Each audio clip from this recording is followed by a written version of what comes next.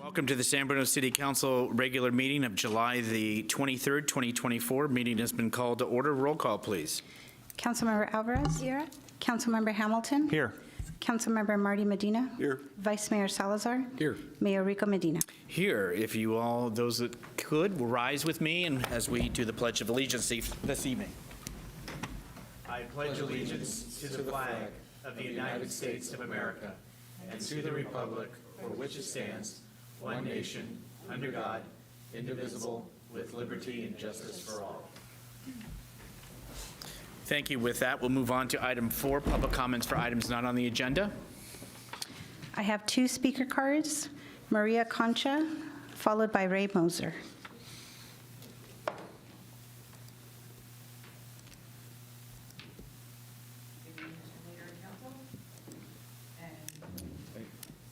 I don't hear the mic. It's not your fault.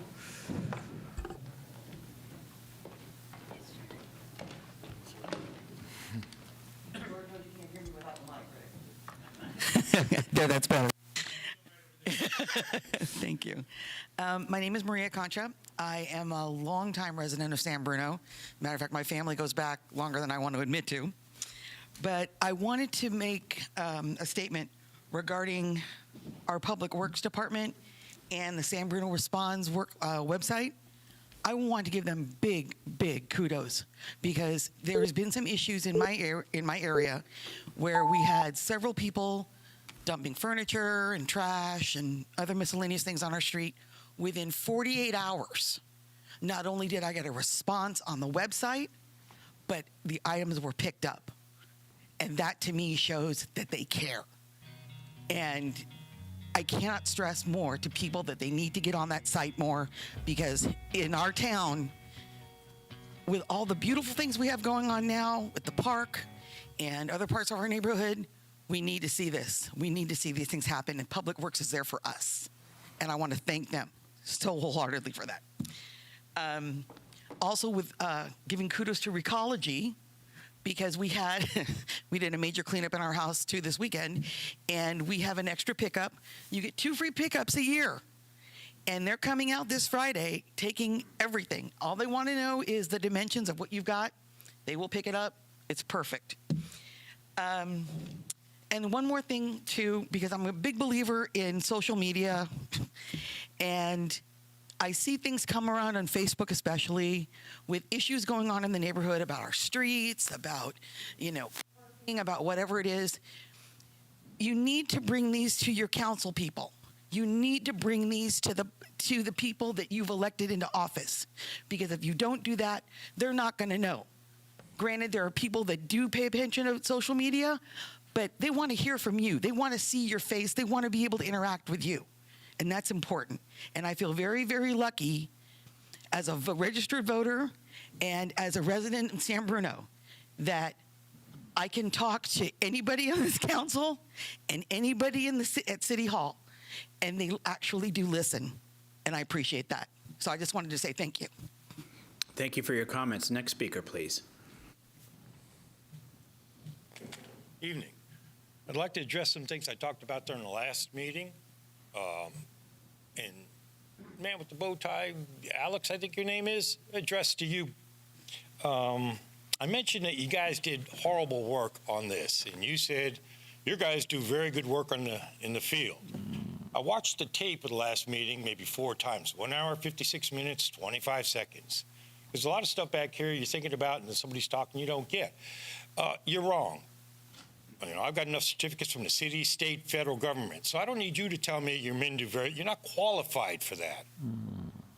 Second, when I asked about is this bond in perpetuity, little chuckles over here, no, it's not in perpetuity. Well, you're asking for a $100 million bond, but you're going to have another $100 million and another $100 million and another 100 linked right behind it. So it'll eventually, I'd love to debate this with you, Counselor, they'll be linked together because you need 500, or as you guys say, 500 million, but it's actually 581 million. You should treat that number with the respect it deserves. It's not 500 million. As far as your numbers, I would bet you dollars to donuts if you dove into the books, because there's no oversight here. These guys get a wish list. They're blind. They're leading the blind. You're going, oh, well, they need that money. Let's give it to them. You guys have to actually check in. What they want and what they need are two different things. That's going to be your job. I believe I spoke to you, Councilman, about work that was done up in my neighborhood, and that instead of paying for it twice, like we should have, because they did one project here, one project here, then I sent an email and I swore at him, and I shouldn't have done that. I'll apologize to him later if I ever meet him. But I made him correct this, so I had to pay for them to correct it. Then I had to pay a third time for them to do it right. So between the two items, I'm paid 6 times for something I should have paid twice for. When I say you guys piss away a lot of money, you piss away a lot of money. And Alex, footnote on the side, you said your predecessors in the future. Your predecessors are in the past. Your successors are in the future. Just a little note. Thank you. Thank you. Next speaker, please. Rebecca Milano. Hello, good evening. I am here to talk about something that hasn't been mentioned in the last couple of city council meetings, which is, of course, the downtown parking. Before I get into that, I would like to know why there is no vacancy tax on this year's ballot. It seems like San Bruno misses out on a lot of opportunity for money, and it keeps going to its residents, like this bond measure that this gentleman is talking about. We have Google, YouTube, Amazon, Walmart.com, and huge biotech firms coming into San Bruno. We should be looking to those corporations to help the city like they do in other cities. Here we get garbage cans and we start jumping up and down for joy when these corporations are giving millions of dollars to other cities that they're in. So to see that there will not be a vacancy tax on this year's ballot after Alex had mentioned it personally on one-on-one conversation that it would be on the ballot this year, it supports the questions constantly asked by the community is that, who are you here for? Because you're not here for the small business owners, because we've seen that you don't support any kind of merchants, or, the parking obviously has been a huge hit on our downtown. But who are you supporting? With not having a vacancy tax, the only people that's helping are the rich commercial landlords, which we're all very familiar with in San Bruno. So where is the vacancy tax? We should be looking towards these big corporations, towards the big commercial landowners, the people with money in San Bruno. That's who we should be looking to for more money, instead of this guy in his home and my little cafe. That's on one point. Back to parking, which I haven't heard anybody talk about recently, except for Councilman Marty Medina, which again is the only one that shows up when the city calls and asks for people to show up and meet with the public. Sandy has said no, Michael has said no, Rico has said no, Tom has shown up, and Marty continues to show up. I just want that on record. I received an email recently from Sandy Alvarez asking me if I had actually vetted the city of San Bruno and how difficult it was to do business here before I brought my business here. So it's very clear that San Bruno is not very small business friendly. But I do want to bring up the fact that nobody's talking about parking still. The businesses are still suffering. And we have created a San Bruno Merchants Association, which will include all of the merchants located in San Bruno, because I do hear that Bay Hill is suffering now because Google, the expected clientele from Google isn't coming to Bay Hill because they're very self-insulated. So I would like for everybody here to have some consciousness around who San Bruno is actually here to help, because it's not the little people that come to these meetings and ask you for help. We're not getting much help. So again, I'd like to know, it's been 4 months. Where is the money with the parking? When is there going to be an update? The small businesses are suffering. They continue to suffer until you fix this. Thank you for your comments. Are there any other speakers this evening? No. Excuse me. All right, with that concluding public comments, we're going to move under announcements and presentations. There's going to be a little bit of reading, so bear with me. The first item, nominations period for the November 2024 General Municipal Election is now open and closes at 5 p.m. on Friday, August 9th, 2024. This November, Districts 2 and 3 as well as the at-large mayor will be up for elections. For information about the November 2024 election, or if you're interested in running for office, please visit sanbruno.ca.gov/elections or contact our city clerk's office at 650-616-7061. Next item. Each Friday night in August, enjoy good music and fun company at the Summer Concert Series. Concerts start at 6 p.m. near the tennis courts in San Bruno City Park. Next, item C. Join us on the 500 block of San Mateo Avenue Tuesday, August 6th from 5 to 9 p.m. for National Night Out, presented by the city and the San Bruno Improvement Group and community. The event is a night of fun, building police-community partnership and neighborhood camaraderie to make our neighborhoods safer and a better place to work and live. This is followed by other neighborhood events. Item D. We are pleased to announce the soft opening of the new Recreation Aquatic Center will be tomorrow, July 24th at 7 a.m. We invite the public to visit the facility and explore our state-of-the-art fitness center, indoor swimming pool, gymnasium, outdoor pool as well, which will be next month, and rentable spaces for parties and events. For program details and operating hours, please visit the City of San Bruno website. Additionally, we will encourage you to mark on your calendars for the grand opening of this facility, which will be on August 24th. And I did go by that facility today, saw some of the staff getting trained and everybody doing what they can, and I appreciate everybody rolling up their sleeves to get it ready for tomorrow morning. Item E. There is no regular city council meeting on the second Tuesday in August. The next regular city council meeting will be held on August 27, 2024 at 7 p.m. And are there any speaker cards on those items so far? I have no speaker. Okay, we're going to move on to item F, receive presentation from Caltrain. We have the executive director that is here this evening, and I appreciate you being here and updating us on the electrification. Fantastic. Great.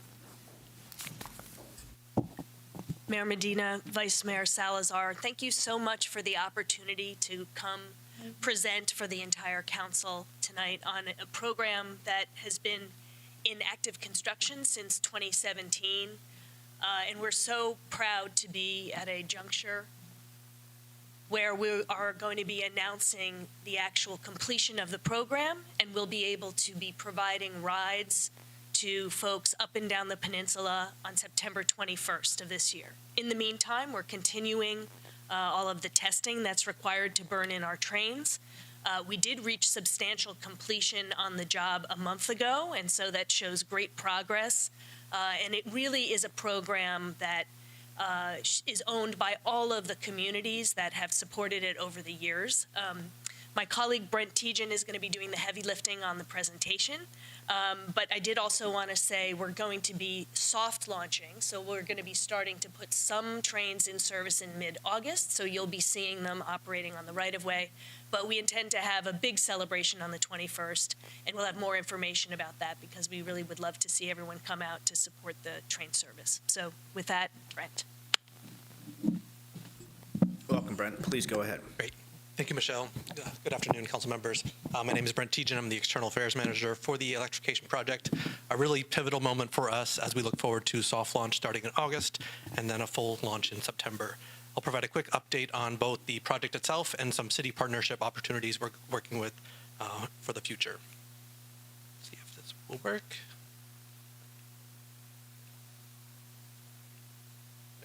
That worked. So we have some major key milestones that have been completed for this project so far. If you've been along the corridor, you've seen them. We have installed over 2,000 foundations, 3,000 foundations, 2,500 poles, and over 2.5 million feet of wire along the corridor.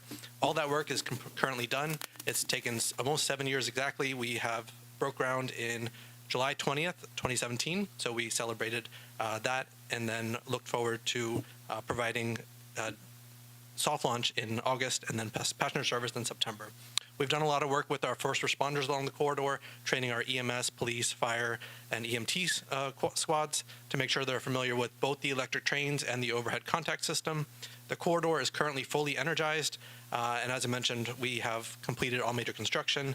We have 12 train sets that are delivered, 2 more that are actually being delivered today or tomorrow, and we'll receive up to 24 trains total. Oh, sorry, I think, there we go, yeah. So we had some great events. Hopefully some of you were able to make it out there to the community and tour these new electric trains. Over 12,000 people came out to see and board these trains. They're beautiful, modern, clean, and electric. We have a lot more events in the future, but really we're enlightened and heartened to see how much our community is looking forward to this new service that's being provided. For the overall service that we are implementing on September 21st, we are really excited that it'll be faster. So these new electric trains will have more traction power units, which means they can accelerate and decelerate faster than our current diesel trains. So that trip from San Francisco to San Jose on an express train will be under an hour, so really competitive to that 101 driving experience. The local train, which makes all local stops, is currently 100 minutes. It'll be cut down to 75 minutes. And then those traveling from South Santa Clara County, Gilroy, Morgan Hill, Blossom Hill will save 20 minutes on their trip. While we'll still provide the same amount of trains per day, which is 104 that we do today, we are going to be able to provide more service because those trains stop and start more quickly. So 20% more service overall, so providing more service to stations, 20% more stations, 26% more service to those equity priority stations. Those are either low income or minority identified stations or areas. And then something really people are really excited about is half hourly service at a minimum, both on weekends and off peak. So right now it's hourly service on the weekends. If you miss your train, it's really tough to grab it, but that'll be a minimum half hourly service on the weekends and weekdays, and more during the peak. First class experience for everyone. These trains will have fast, free Wi-Fi on board so you can stay connected, as well as power outlets under every seat. Digital trip information on board so folks can make sure they know where they're going and are on the right train. Spacious and accessible bathrooms on each train set. And then obviously the clean and green benefits of this project, reducing greenhouse gas emissions by 250,000 metric tons of carbon per year, as well as reducing any diesel emissions from San Francisco to San Jose. We have a great benefit or a great resource online at caltrain.com/service benefits that has detailed information for each city, including San Bruno, how much more service you'll receive at your station. Right now, I believe you get about 61 trains, excuse me, and then with electrified service, that'll increase to 75 trains per day, stopping at San Bruno Station. It also has information on how much quicker the trips will be for the new electric service. For traveling down to Palo Alto, and it would be about a 2-minute savings, and then down to San Jose, about a 3-minute savings. So I encourage you to go at caltrain.com/service benefits to learn more about the specific benefits for San Bruno. Yeah, here's that in more detail. Again, the current service is 61 trains per day. In the future, it will be up to 75 per day. We are doing a lot of train testing currently. If you have been on the corridor or seen around the corridor after 10 p.m., we're doing train testing every night and on weekends as well during the day. So we have about 8 train sets. We have 8 train sets that have completed the necessary 1,000-mile testing, so they are ready for service. As I mentioned, they do the testing between 10 p.m. and 4 a.m. We've been really fortunate that we haven't heard too many complaints about that additional train noise, and we have about 1 to 2 trains being tested every night. We will continue to test them as we get them into service, and have about 23 train sets that we're expecting to receive total. We've done a lot of outreach to our communities in terms of the safety values that Caltrain holds. Safety is a core value for Caltrain, and we're really looking forward to working with our communities to get the word out about both these new electric trains, but the safety campaign that we have. So we've done a lot of school outreach. If you have a school or community organization, please reach out to us. You can go to caltrain.com/contact us. Let us know that there's a school that you'd like us to come present or table at. We're happy to come and share the good news about Caltrain, but also the safety information that we have for our service.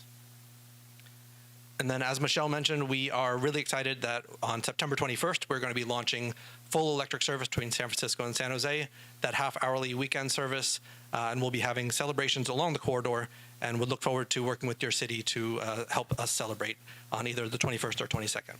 And so I've been in contact with your staff here, and we look forward to coordinating with them on that event and that date.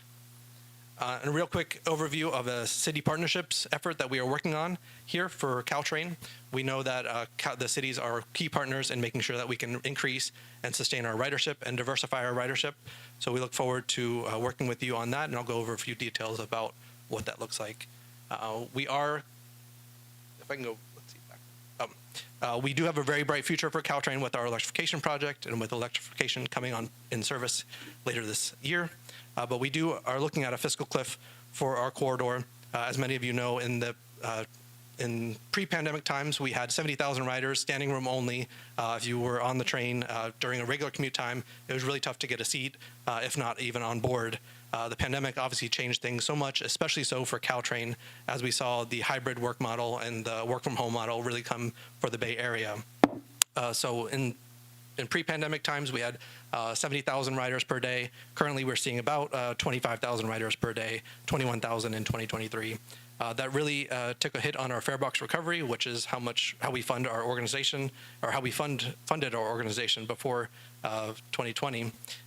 We're very fortunate and lucky and grateful for the community to support Measure RR, which provided more funding, but we still are looking at a fiscal cliff in the near future. But we are doing a lot of efforts. We do have a lot of efforts to make sure that we are growing and diversifying our ridership. As I mentioned, Caltrain electrification is a huge benefit for that. We are running the most trains we have ever run, 104 per day, and even increasing that service with electrification in the very near future. We have a Pass Forward program, which helps donate Caltrain Go passes, providing free rides to nonprofit organizations in the Bay Area.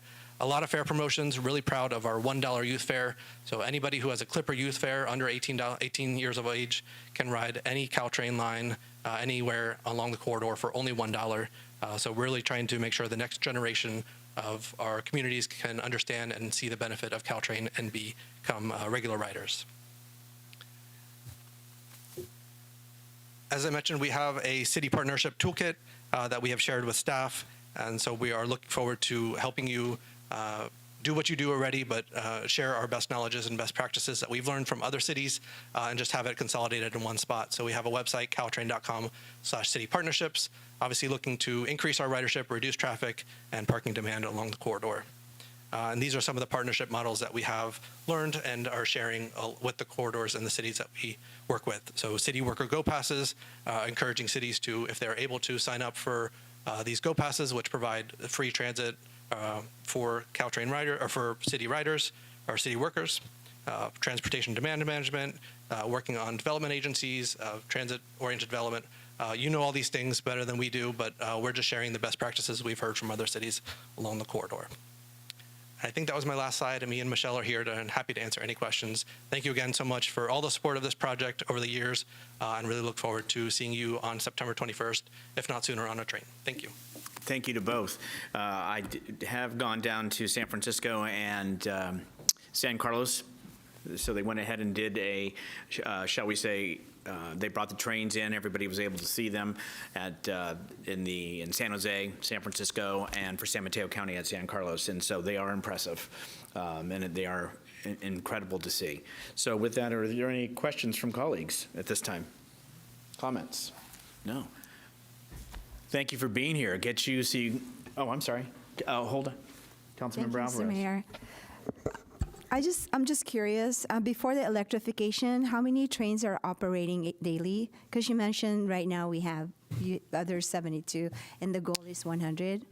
Yeah, so currently on our corridor, we have 100 trains per a weekday. So there's 100 trains today. There'll be 100 trains on September 21st, but those new trains can stop and start more quickly, providing more service to our stations. So that's where we really see the benefit of these electric trains. So there'll be the same amount of trains actually running along the corridor, but more stops at San Bruno, if that makes sense.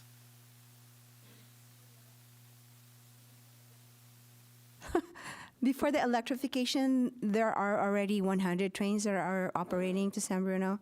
Not at San Bruno. There's 65 or 61. Let me see. That's a big progress. Thank you. Yeah, currently there are 61 trains that stop at San Bruno Station. After electrification on September 23rd, there'll be 75. So an increase of 14 more trains per day providing service. Very nice, thank you. Any other questions or comments? Thank you very much for coming here. Thank you for giving us and the community an update. And please go home and relax. Thank you. Have a good evening. You too. And there are no speaker cards on that, so we will move on to item 6, consent calendar. All items are considered routine or implemented on earlier council action and may be enacted by one motion. There will be no separate discussion unless requested. There will be one single public comment period for all items in this section unless council member requests to pull an item for a separate vote. We have items 6A through 6J. Is there any one for a separate vote on a topic? Seeing none, is there any item for discussion or comments? Through the mayor, I'd like Yes. to pull item H. H, got it. For Thank you. comment. You got it. Anything else? Yes. Yes. Item E. E.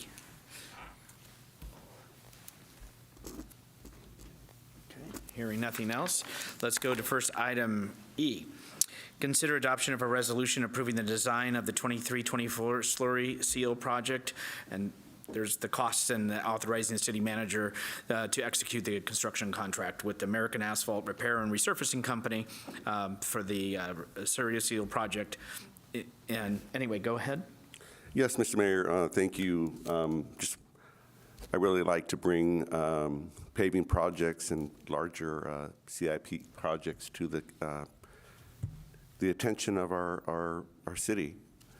Once again, we have a lot of roads that are in disrepair, and it costs money to repair them. And in the last 2 budgets, we've spent approximately $13.5 million, more in the last 2 years than probably the previous 8 years combined. And as we continue moving forward with the money that we're getting from Measure G, and as our Public Works Director Lee likes to say, Public Works loves to pave, and they also love to spread slurry. And that's what this project's all about. It's making sure that the roads that are in fair to decent shape, you put a slurry on it so that it kind of seals the road so it doesn't go into disrepair any further for the time being, for the number of years that the slurry is effective. So I just wanted to acknowledge that the more money we provide to Public Works to pave streets and maintain streets, they're getting it done.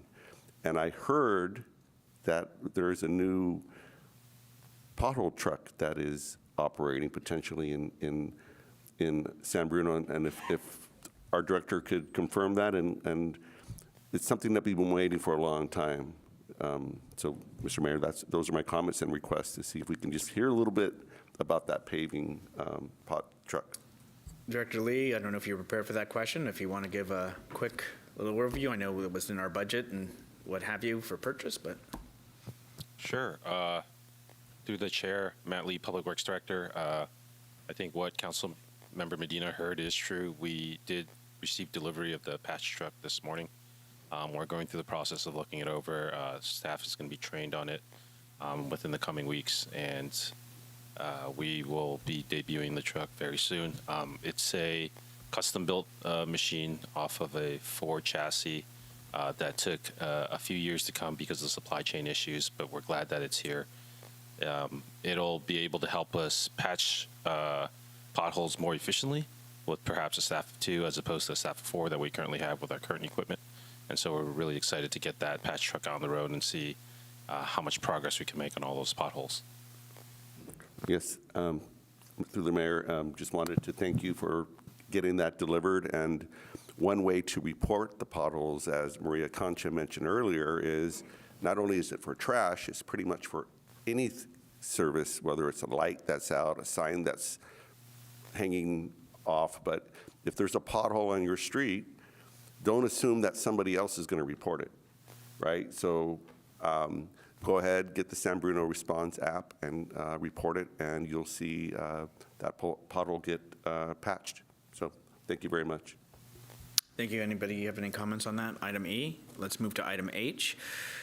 Consider adoption of a resolution accepting the appropriation from a Peninsula Clean Energy Member Agency Energy grant funding and authorizing the city manager to execute any funding agreements with PCE Authority in the amount of $506,409 for Phase 1 of the regulated output, or as we call it here, RO Streetlight Replacement Project.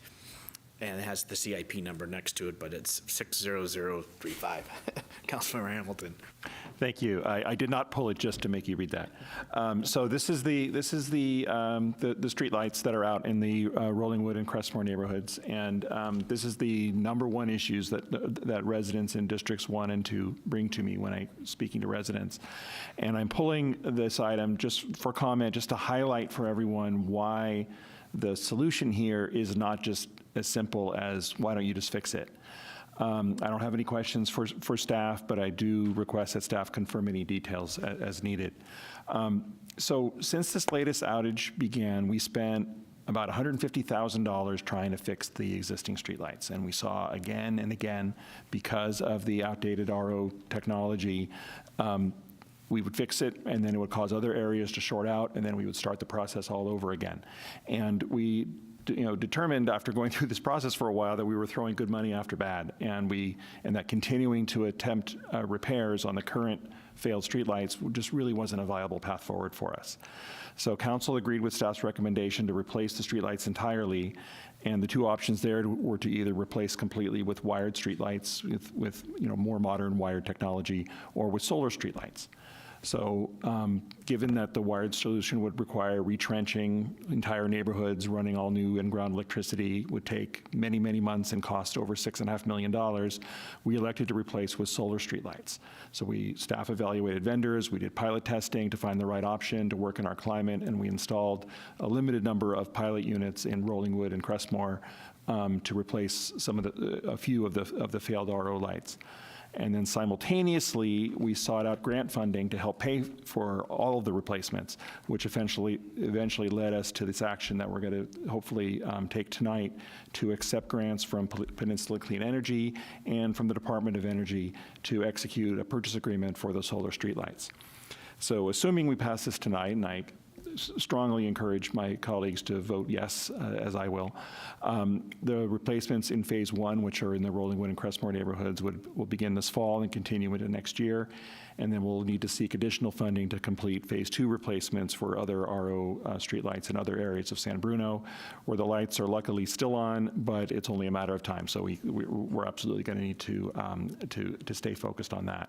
So I'm very grateful for the PCE and Department of Energy grants. I'm really grateful for our city staff from Public Works, from Finance, from the City Manager's Office, who've been working on this for months, to our police department for increasing nighttime patrols in the areas where the lights are out, and most of all to our residents in Rollingwood and in Crestmore for their continued patience as we work toward a permanent solution for this really frustrating issue. Thank you. Thank you. Other questions or comments? Vice Mayor. Thank you.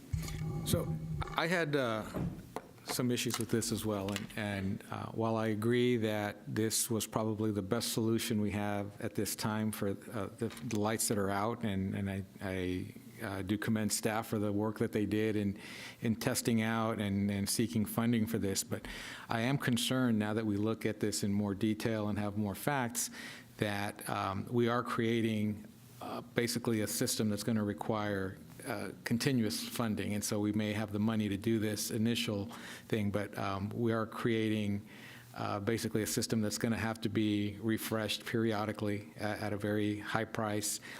We're not including the bells and whistles that we initially thought we could use to maybe help control the longevity of the batteries on each cycle.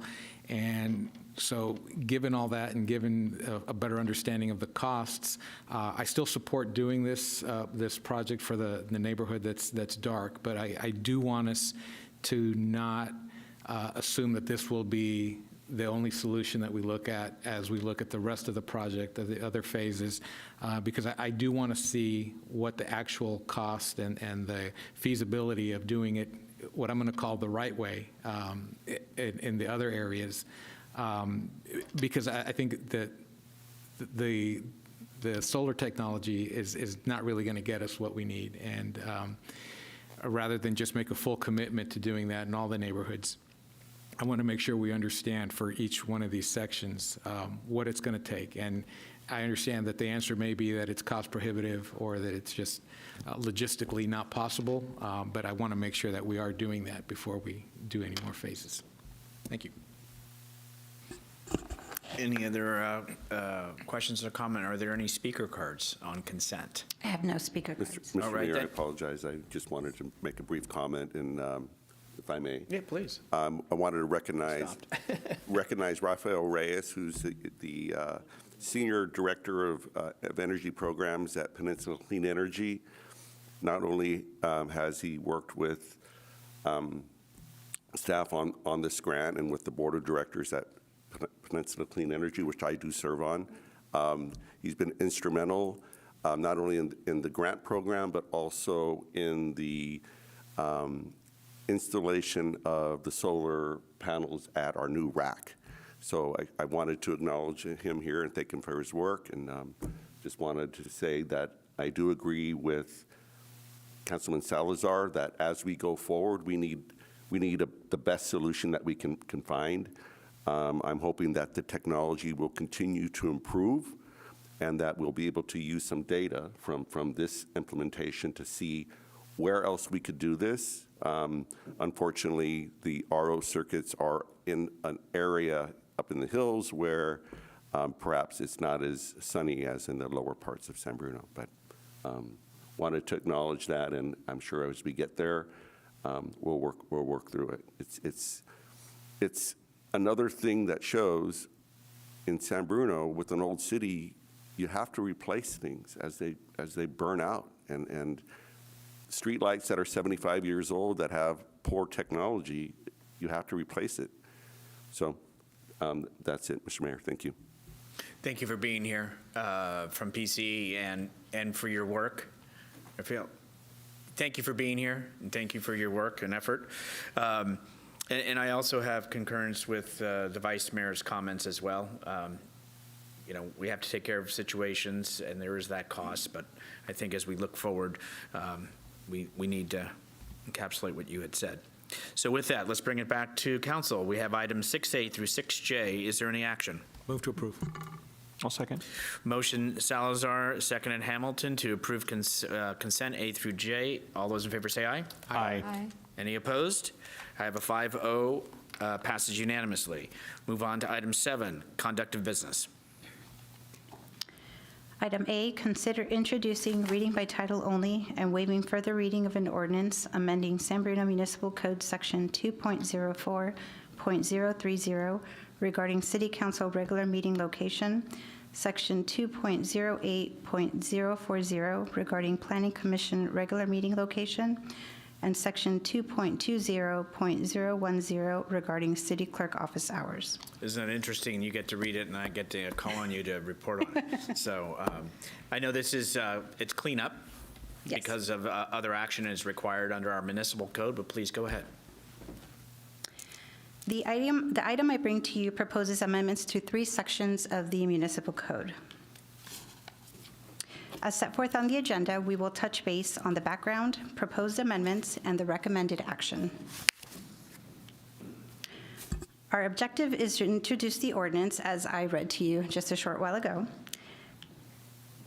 And the Muni Code sections 2.04.030 and 2.08.040 both establish that City Council and Planning Commission regular meetings are held in the San Bruno Senior Center.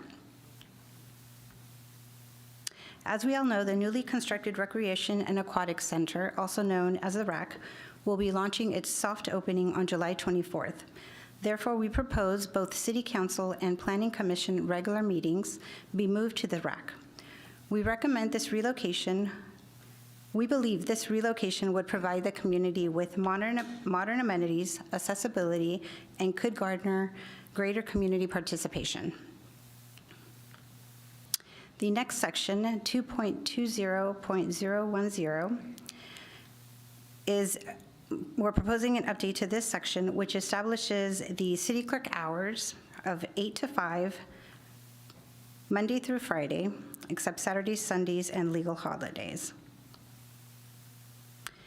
During the July 9th regular meeting, the council unanimously approved a pilot program consisting of 36-hour workweek, comprised of 4 9-hour days, Monday through Thursday, for the unrepresented group, which the clerk's office falls under.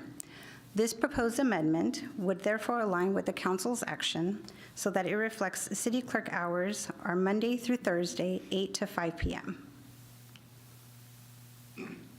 And with that, tonight's recommended action is to consider the item as I read. And with that, it concludes my presentation, and I'm happy to answer any questions. Thank you very much for the presentation. Obviously, if this is approved and it is transferred down to the new Recreation Aquatic Center, just so we have enough time, media, everything is tested, we're ready to go, and then we give good notice to the community that we have changed down for the Planning Commission as well as the City Council. Any questions or comments on the presentation at this time? Are there any speaker cards? I have no speaker cards. Any action by the council? I'm sorry, I just have a comment on the. I apologize. It wasn't on the presentation, it just was on the. Comment, yes, sir. Yeah, just a quick comment of something to consider moving forward as we talk about moving this meeting to the RAC, which I'm very excited for, and fully support. This is something I spoke about with this city manager. Something to think about. Can't implement immediately, but we would need to figure it out. Something we should consider is the possibility of offering childcare during our meetings for residents who want to attend our meeting but don't have anywhere to take the kids. We don't allow Zoom comments, so that really makes it, if you want to come and engage with us, you have to come here. So at this facility, there's not a whole lot of fun things to do. And at the RAC, there'd be a lot more opportunity for, in a facility that's designed with kids in mind. Obviously, there's costs involved in all that, and I'm not proposing any action tonight on that, of course. But I just wanted to kind of plant the seed with folks about something that we should consider going forward. To make our meetings more accessible for our residents. Thank you.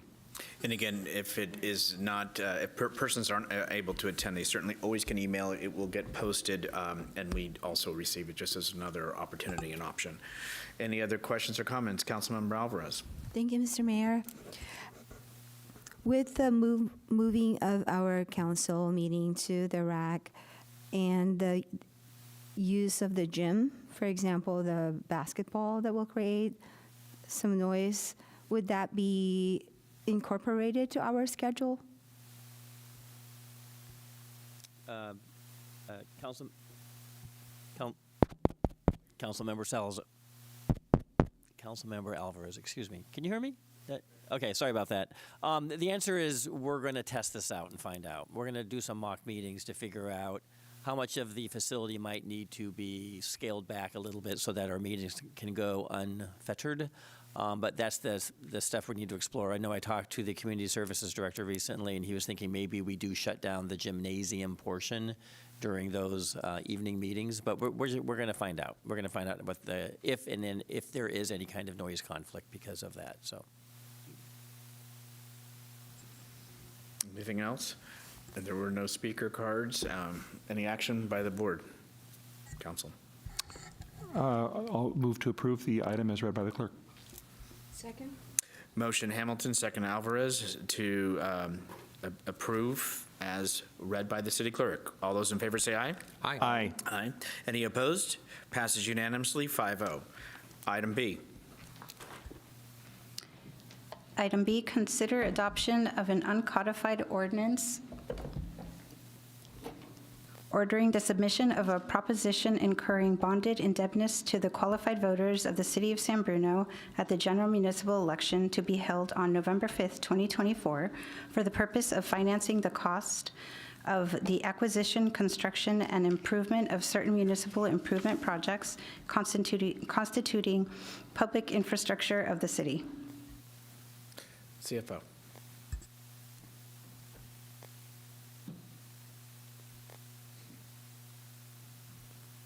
Thank you, Mr. Mayor. If I may, excuse me, if I may request the next item on the agenda as well as related to this action, and so I provide one presentation for both. Is that acceptable? Absolutely. I like your thinking. Thank you, sir. City Clerk, if you could read the next item too, item C.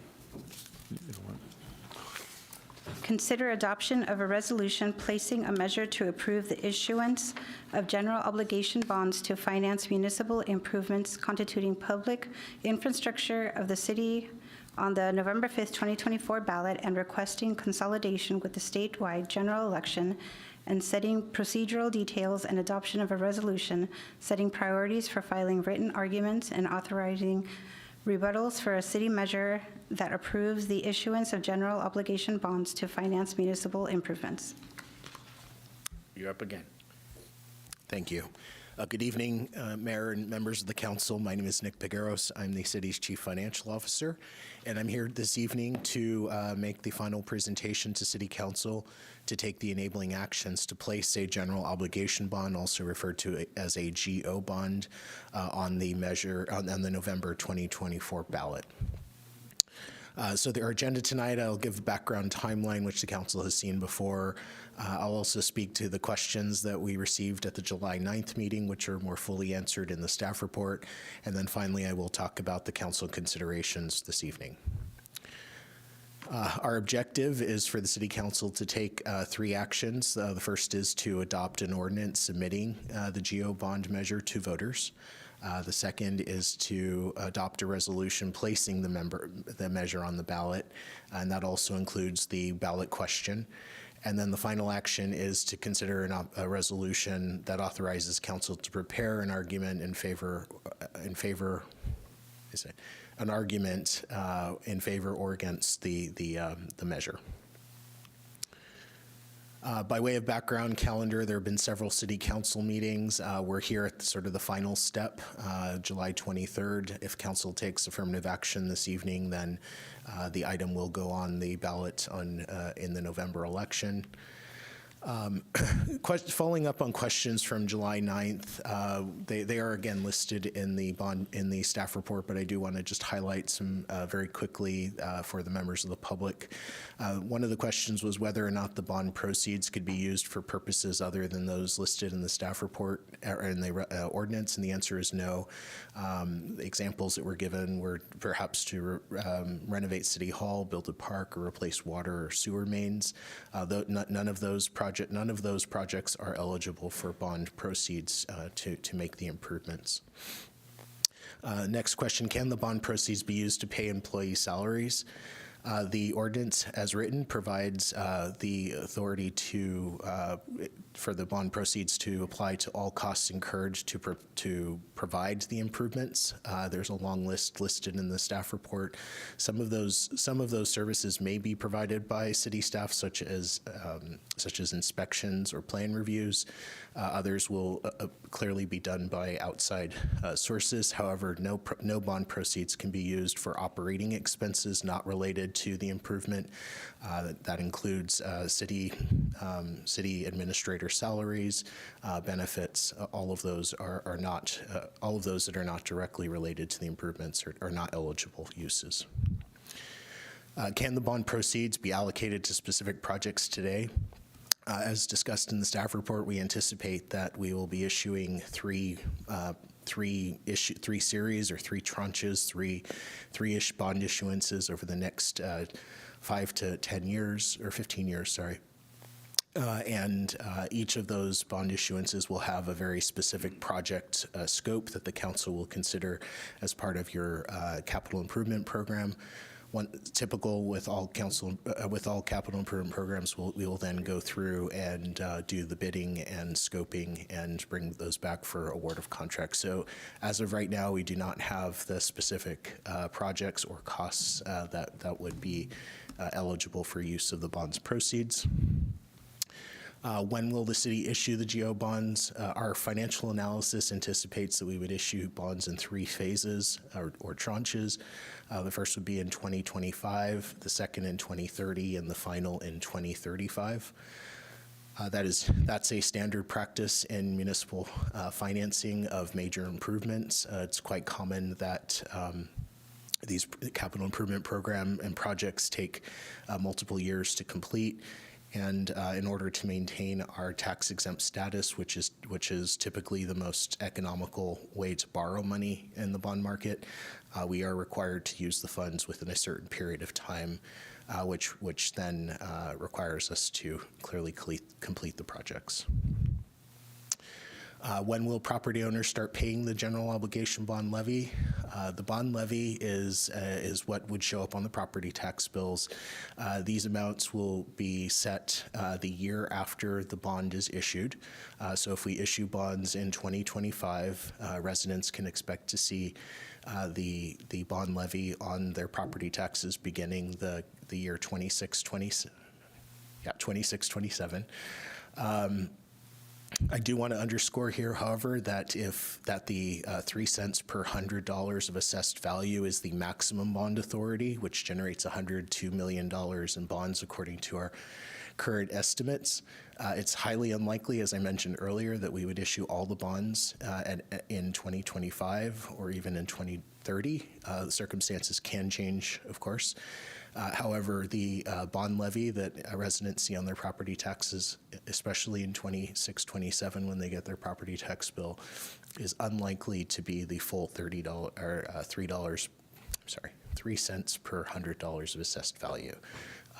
We're only allowed to collect on the property tax the amount required to pay the debt service.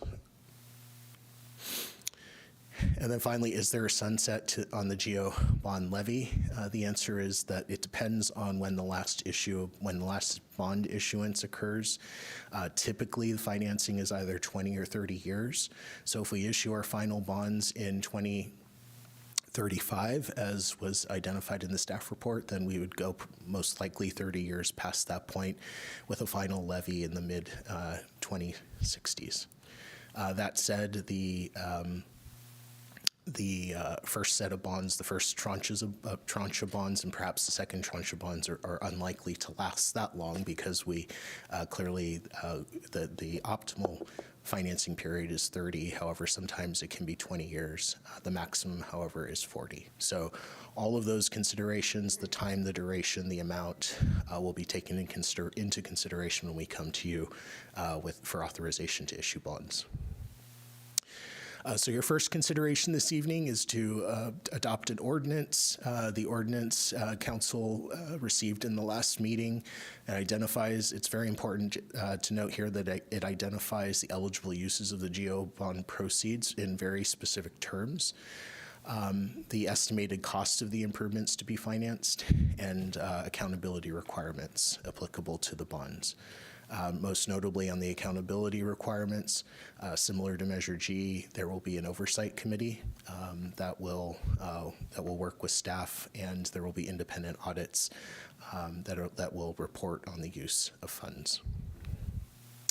That ordinance was introduced and approved unanimously at your last meeting on July 9. The second resolution asks or directs that the item be placed on the ballot. Specifically, what's new in this resolution is the ballot question. We have worked with our team to identify the ballot question, incorporating factors and information that has been reviewed by the City Council through the Community Priority Survey in 2024. You'll see here that the funding measure of $102 million authorizing $102 million in bonds at a rate of 3 cents per $100 of assessed value are focused on the areas of stormwater, streets, and fire stations.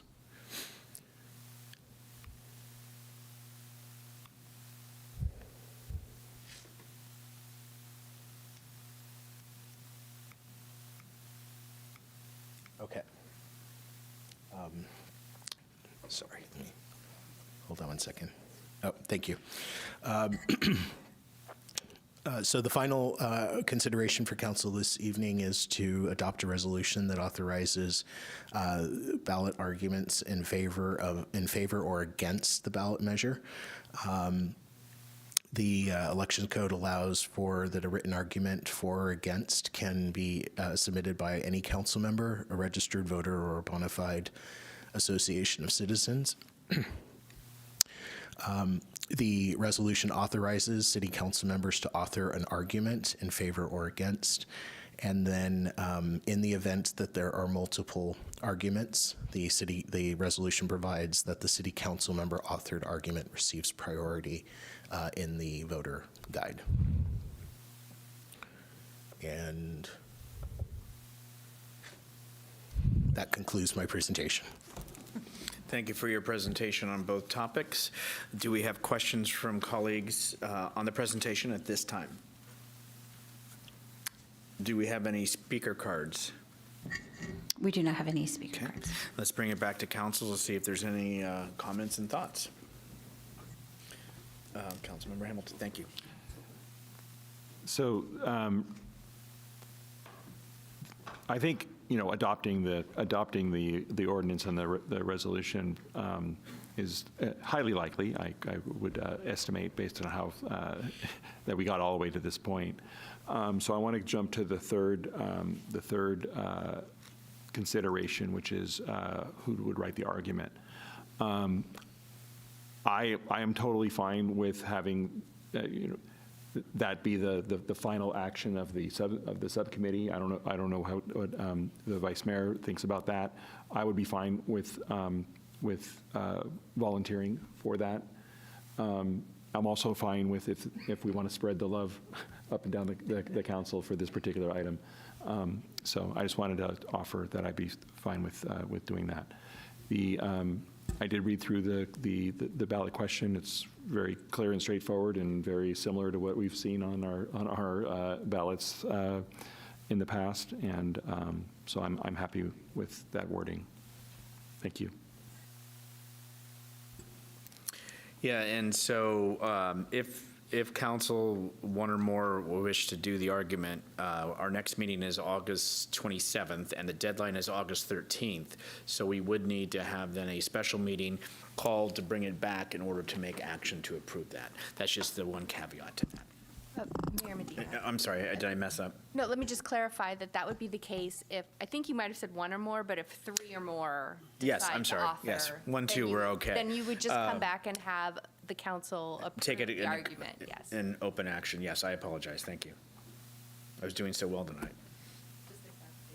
Okay, thank you. So if two of us do it, we don't have to have a meeting? No, because there's no violation of the Brown Act. However, if there's 3, 4, or 5, then we would need to call a special meeting in which to take action, in which to approve that argument language. Mr. Mayor, if I may. Sure. One reason I don't want you to think, this is going to come up as a triple negative.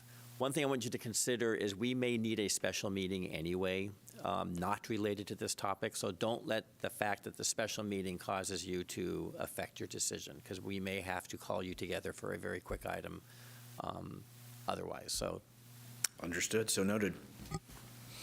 Any other comments or thoughts from colleagues? Councilmember Medina. Yes,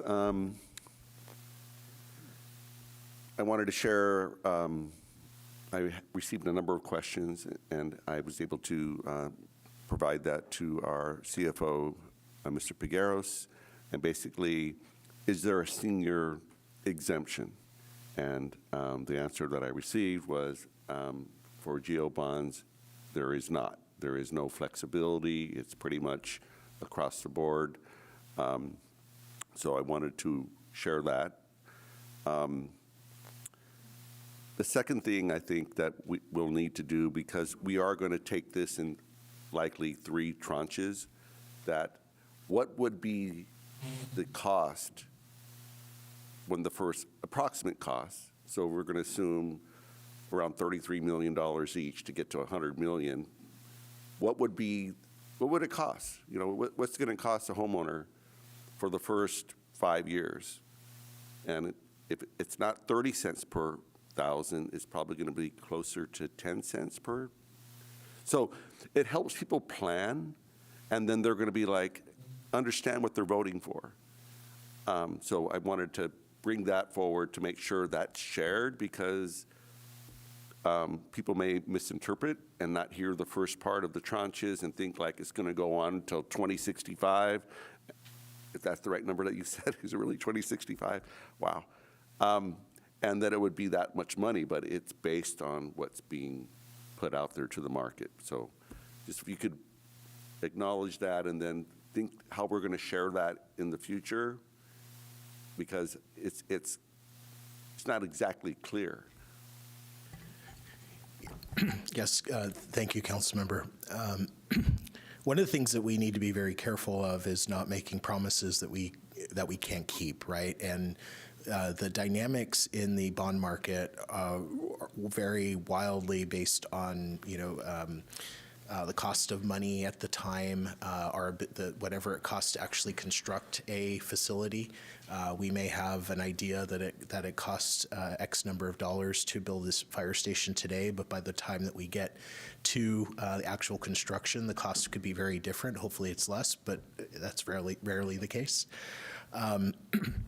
So I do want to, I can't give you an exact number if it's going to be $10 per $100,000 of assessed value, if it's going to be $15 per $100 of assessed value. What I will say, however, is that as assessed values grow, and this is an important sort of factor of the financial model that was built for us by our consultants, as assessed value grows, the bond measure, the $100,000, is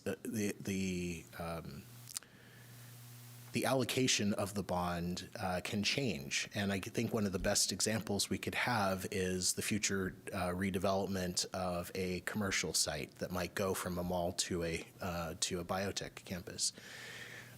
As that assessed value grows, we now have assessed value that's contributing to this bond that then reduces in aggregate, may have a very positive effect of the bond, the share of the bond that's paid by someone who's held their home for multiple years.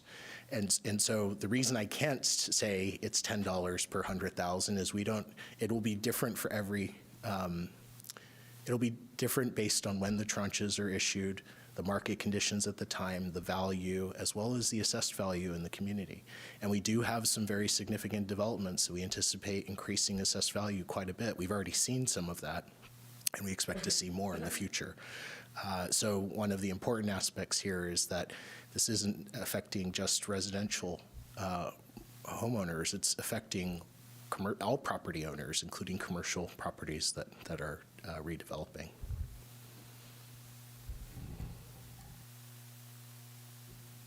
Other questions or comments by colleagues?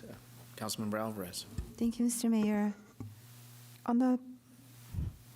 For the proposed bond, based on the presentation, when will be the allocation of the fund be presented to the council? Is that during between now and November? No. So typically, if the bond measure passes, that's the first step. If the bond measure passes, what I would anticipate is in next year's CIP budget, that the council will then make the decision. We have the ability to fund certain projects. You'll make the decision the council at that point will make the decision on the priority, which project moves first, or which projects move first.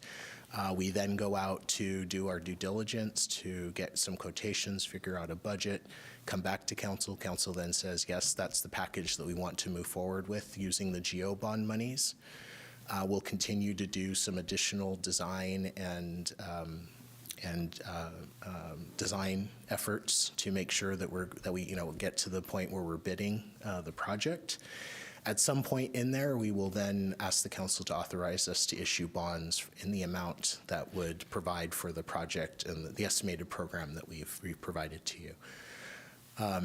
So we're really looking at a probably a 2-year process between beginning the budgeting process and then finally starting the construction once we have all the estimates and the bond proceeds.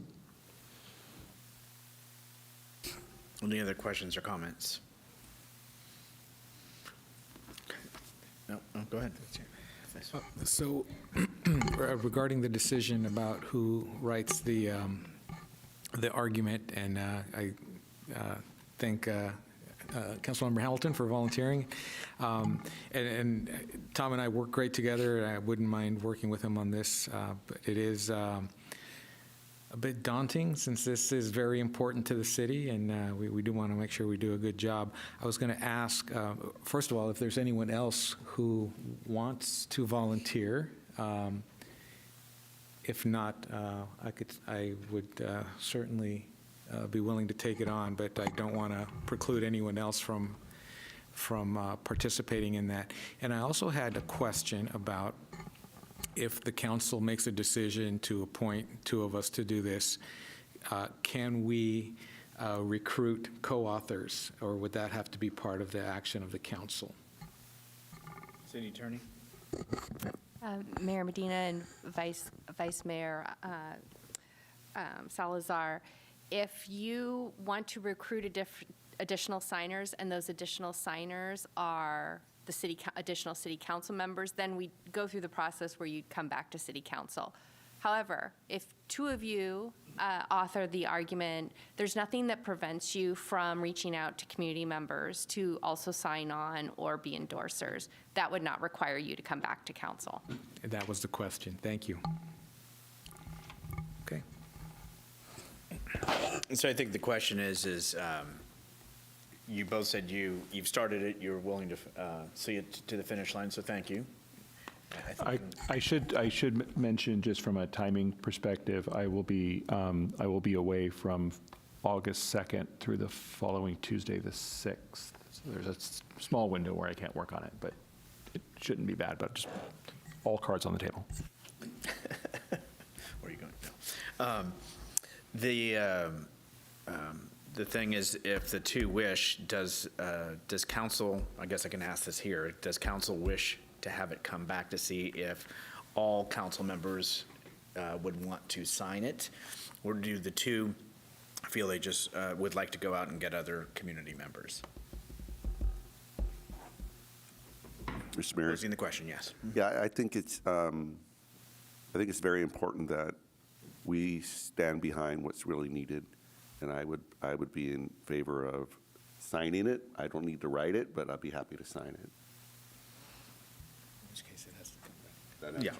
Yeah, no, it also says we have to have a meeting, so, which is fine, but I don't want to make or have anyone feel that they're like, obligated. Councilmember Alvarez, would you want to sign on to the argument that comes back from the vice mayor and the council member? I will vote, but I won't be the author also. No, they're offering to write it, but do you want to see it come back to see if you want to put your name to it? Yes. Okay. So with that, we will have a special meeting. We have 2 persons, and I appreciate that. I pointed you in the beginning, and I appreciate that you were willing, and you kind of volunteered him, but he's willing to do it. So does that kind of put us down the path that you need, city attorney, as far as the consideration of the arguments in favor? Yes, it does. Thank you. And that also does not preclude the 2 of Salazar and Hamilton to also ask others in addition to when it comes back to see if we agree from the community. I'm confirming you're correct, yes. Thank you. And I know the answer to this is going to be an easy one, but I remember I was part of the process when we did the term limits one. You guys will provide the parameters for us, how many words it's supposed to be, with what counts for the word count and what doesn't, all that kind of stuff. That's correct. We can provide you the code sections that outline the guidance for preparing the argument. Wonderful, thank you. But yes, I won't be writing it. Okay, there were no speaker cards. Is there anything else, attorney, manager, or CFO?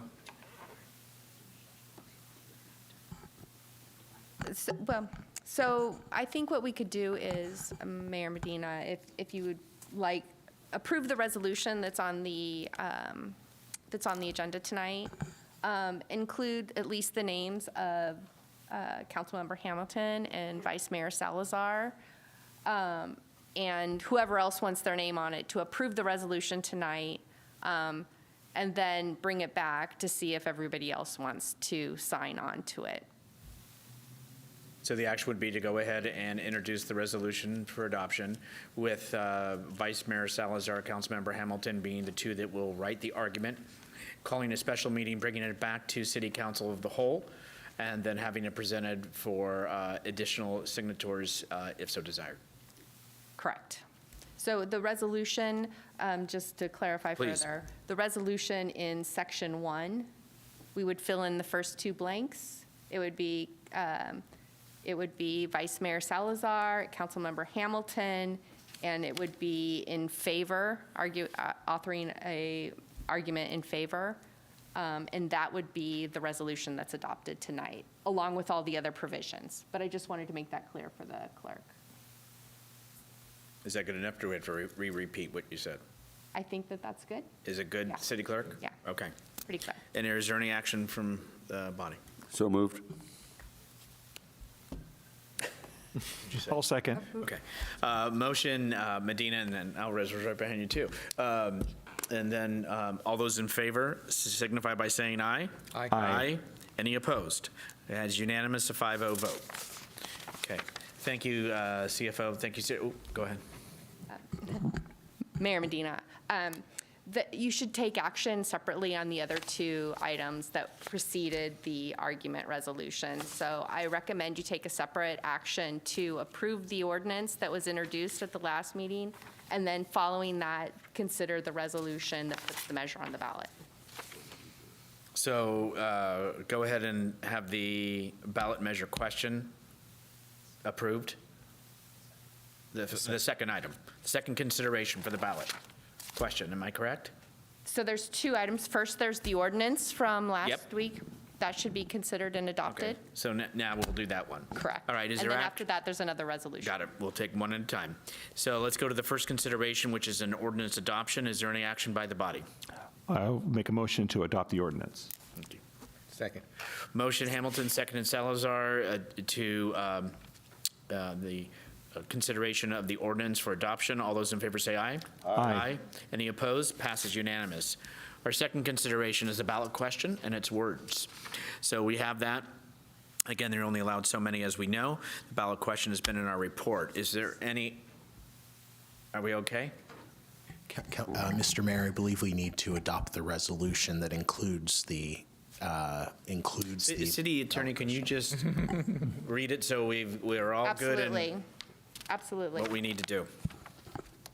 The resolution that you'll be considering next, Mr. Mayor, is a resolution of the City Council, the City of San Bruno, placing a measure to approve the issuance of the general obligation bonds to finance municipal improvements, constituting public infrastructure of the city on November 5th, 2024 ballot, requesting consolidation with the statewide general election, and setting procedural details. Thank you. I thought we had done that, but okay. I'll make a motion to adopt the ordinance as read by the city attorney. Thank you. It's a resolution. Adopt the resolution as read by the city there. attorney. Maybe I should stop just introducing anything. Go on. And seconded by Councilmember Alvarez. All those in favor, say aye. Aye. Any opposed? Passes unanimously. Have we had them all three? Okay. All right. We are good. All right. So thank you to that. Now we'll move on to item number 8, council committee report outs. Are there any for this evening? I have one. Yes, please, Mr. Hamilton. So the Bay Area Water Supply and Conservation Agency met in a special meeting on July 18th. It was a special meeting because we were meeting in Foster City instead of at our regular meeting location. Total storage remains much higher than average, 96.8%. Big part of our meeting was that the SFPUC gave a presentation on the alternative water supply plan for 2045. This is large effort to work out different sources of water as we enter the middle part of the century. It's very, very early in the planning process. The planning itself will likely continue through 2027 and will likely employ a combination of strategies, including conservation, groundwater expansion, recycled water expansion, on-site water reuse, and then even emerging technologies like atmospheric water generation, and it's not going to be cheap. We voted to negotiate and execute contracts for our Strategy 2050 program development and legal services to improve and to approve enacting a water management charge to fund these contracts for a total of $2.447 million. So that was approved. So San Bruno's portion of that charge is calculated proportionate to our total usage, and it's going to be $1,899 a month over 18 months for a total of $34,000. Any other committee report notes? The only thing is that our costs, every community that is part of the JPA, ALS for fire, as well as AMR services, dispatching from the county. Jurisdictions have received a letter over the next 3 years, which are increases.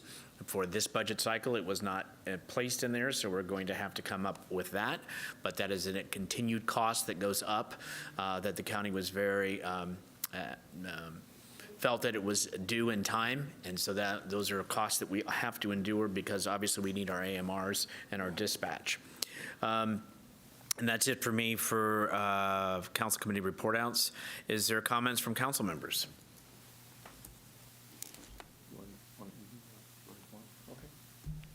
Councilor Haroldson. You're going to do Second Harvest? Okay. So this coming Saturday is the monthly pancake breakfast at the American Legion. $12 for adults, $6 for kids. It's a great fundraiser for our veterans in the American Legion Post. Starts at 8:30 and until the food runs out. Please join us. It's a lot of fun. It's Councilmember Medina. Yes, Mr. Mayor. Busy day tomorrow. The rack. 7 o'clock in the morning is what time they're opening? Wow, that's too early for me. But I will be there. And then later in the afternoon, it's Second Harvest at Bel Air Elementary School. We are at 380 families that receive groceries through Second Harvest. We always need volunteers. If you can get there at 1:45 so that we can start distributing the groceries at 2 o'clock. We will be in the back of the school. We are moving towards the back of the school. So 380 families will be getting groceries. If you need some, you could also come. You could sign up on the spot. So that's tomorrow. Councilmember Alvarez. Thank you, Mr. Mayor. I just want to acknowledge Councilmember Marty Medina for keeping up in our social media, San Bruno residents. I'm not big with the posting or anything like that in the social media, but I do follow, and I appreciate all the posting about the updates in our community. Thank you. I just had two items. One on July 16th, I went to the San Francisco jail, which happens to reside near San Bruno, and received a tour along with Jennifer Blanco from the school board and a parent from Portola. We were taken and shown exactly where the tear gas exercise had occurred and learned more, and they answered any questions that we had at that time. When I say the San Francisco Sheriff's Department is still waiting for the San Mateo County for their investigation to be completed, and then, but again, everything has been halted and stopped until the investigation is complete, and then the sheriff will then have to review and make a decision, and we'll see where that leads. But I wanted to update you, as I said I would, but we're still waiting for the report. And then we had a German exchange program. So we had, and I want to thank staff for that. And so they came in again, and this is something that I'm glad that we've had the Narita program back and the German exchange students. This time it was the young people's, young guys team. Before it was the young ladies. And so we're back in that. And then I went up and attended their scrimmage game. No, I didn't play, just watched.